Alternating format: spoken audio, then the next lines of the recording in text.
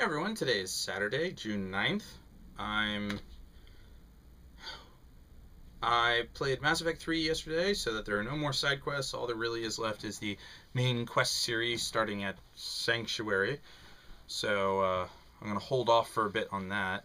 I've been tinkering a little with Star Trek Online. Last night I discovered something neat in Star Trek Online where if you're doing the Tour of the Universe thing, you're trying to go as fast as possible to give yourself as much time as possible to do as many laps as possible throughout the universe. Excuse me.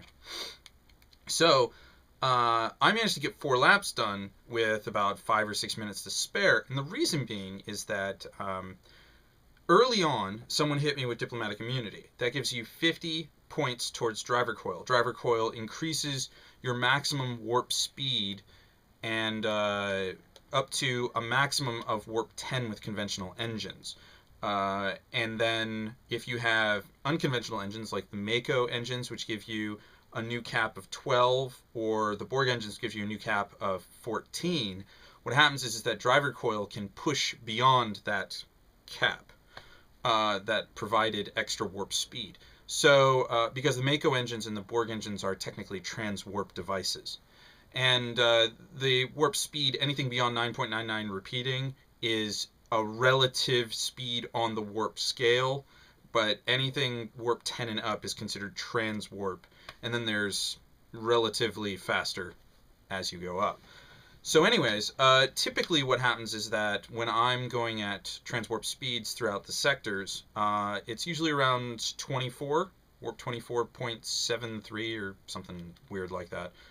And that's with 9 ranks in driver coil, the Borg engines, and with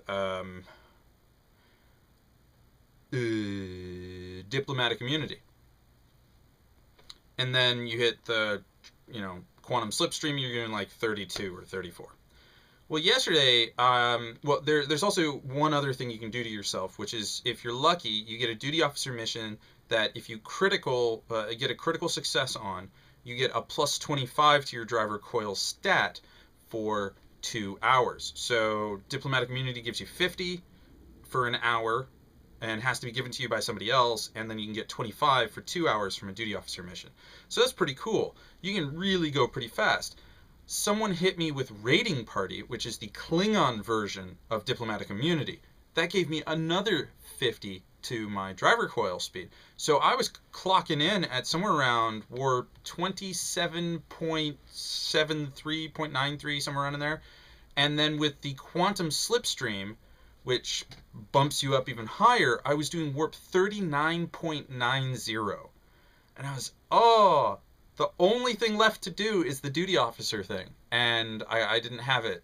I got it last night after I finished the tour. But I'm going nearly, warp 40, relatively speaking. Blisteringly fast here and there. And even without the quantum slipstream, which only lasts for 30 seconds and has a 2-minute cooldown, I was still doing, almost warp 28. Oh, man. So a few days ago, I shelled out the 80 C-Store points, and I made the Iowa an NX. So she is an experimental bird now. Or ship or what have you. And so I'm looking forward to the new stuff that's coming in on Star Trek Online.